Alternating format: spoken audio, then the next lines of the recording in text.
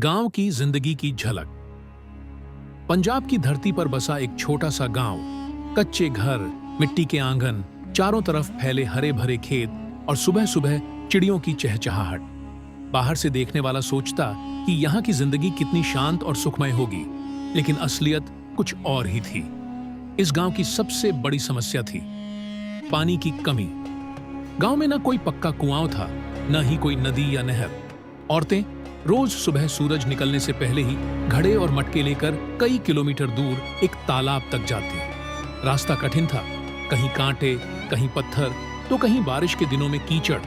अक्सर उनके पैर घायल हो जाते, कई बार मटके टूट जाते और वे खाली हाथ लौट आती।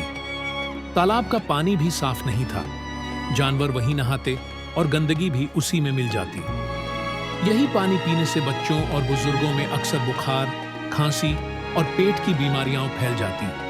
खेती किसानी भी बारिश पर निर्भर थी। अगर बारिश कम हो जाती तो फसलें सूख जाती और किसान कर्ज के बोझ तले दब जाते।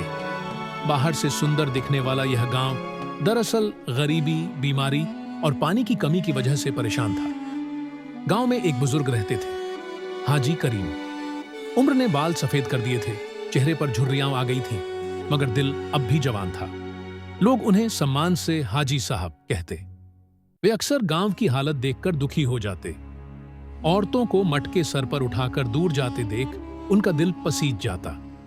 बच्चों को बीमार देखकर उनकी आंखें नम हो जाती। एक रात उन्होंने सपना देखा। सपने में उन्होंने देखा कि गांव के बीचों बीच एक बड़ा पक्का कुआं है। औरतें वहीं से पानी भर रही हैं, बच्चे खेल रहे हैं और खेतों में हरियाली छाई हुई है। सुबह उठते ही उन्होंने सोचा, यह सपना यूं ही नहीं आया, यह तो इशारा है, मुझे गांव के लिए कुआं बनवाना ही होगा। जब हाजी करीम ने गांव वालों से अपनी बात कही तो कुछ लोग हैरान हुए, कुछ हंसने लगे। गांव के अमीर जमींदार इस विचार से नाराज हुए। वे नहीं चाहते थे कि लोग पानी के लिए उनसे स्वतंत्र हो जाएं, क्योंकि इससे उनकी बड़प्पन वाली छवि कम हो जाती। उन्होंने गांव वालों को भड़काना शुरू कर दिया।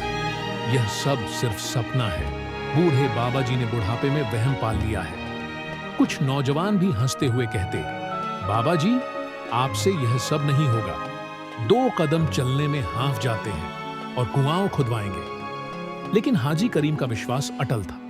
वे मुस्कुराकर कहते, अगर नीयत साफ हो और काम अल्लाह के लिए हो तो कोई चीज नामुमकिन नहीं। कुछ ही दिनों बाद उन्होंने एक बड़ा फैसला लिया। उन्होंने अपनी सबसे कीमती जमीन बेच दी। गांव वाले दंग रह गए। बाबा जी ने अपनी रोजी रोटी भी बेच दी। उस पैसे से उन्होंने मजदूर बुलाए और गांव के बीच में खुदाई शुरू करवाई। दोपहर की तपती धूप में मजदूर कुदाल चलाते, मिट्टी निकालते। बच्चे पास आकर देखते और औरतें दूर से दुआएं करती। कई लोग अब भी ताना कसते, पानी जमीन के नीचे कहां मिलेगा, सारी मेहनत बेकार जाएगी। लेकिन हाजी करीम रोज मजदूरों का हौसला बढ़ाते और खुद भी मिट्टी उठाने में हाथ बटाते। दिन बीतते गए, लेकिन पानी का नामो निशान न मिला। कुआं गहराता जा रहा था, मजदूर थकने लगे। कुछ मजदूरों ने ज्यादा पैसों की मांग की, जबकि हाजी करीम के पास पैसे कम पड़ने लगे। उधर जमींदारों ने मजदूरों को लालच दिया, बाबा जी तुम्हें पैसे नहीं दे पाएंगे, हमारे पास आ जाओ। धीरे धीरे मजदूर काम छोड़ने लगे। अब सिर्फ हाजी करीम और कुछ बच्चे रह गए थे। गांव में बातें होने लगी, कहा था ना, ये सब बेकार है। लेकिन हाजी करीम अपने दिल में कहते, कठिन समय ही असली ईमान की परीक्षा है। एक रात हाजी करीम अकेले बैठे रो रहे थे।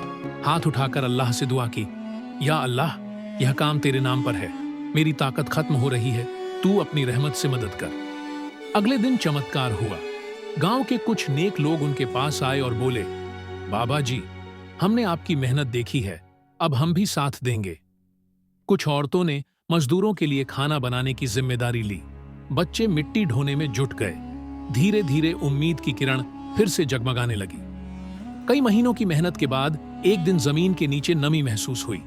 मजदूरों ने खुशी से पुकारा, बाबा जी, पानी नजदीक है। सबका उत्साह बढ़ गया। कुदालें और तेजी से चलने लगी। अचानक मिट्टी से पानी रिसने लगा और थोड़ी देर में ठंडा मीठा पानी उबलकर बाहर आया। औरतें सजदे में गिर गईं, बच्चे खुशी से ताली बजाने लगे, पूरा गांव दौड़ आया। वहीं लोग जो कल तक मजाक बना रहे थे, आज हैरानी से नजारा देख रहे थे। गांव में पहली बार ऐसा लगा मानो ईद आ गई हो। कुआं बनने के बाद गांव की सूरत बदल गई। औरतों को अब मीलों पानी भरने नहीं जाना पड़ता था। बच्चे स्कूल जाने लगे, खेतों को पानी मिलने से फसलें लहलहा उठी, बीमारियां कम हो गईं और गांव में खुशहाली आने लगी। वे जमींदार जो पहले विरोध करते थे, अब हाजी करीम के आगे सिर झुकाकर सम्मान देने लगे। हाजी करीम ने सबको याद दिलाया, यह सब अल्लाह की रहमत और हमारी मेहनत का नतीजा है।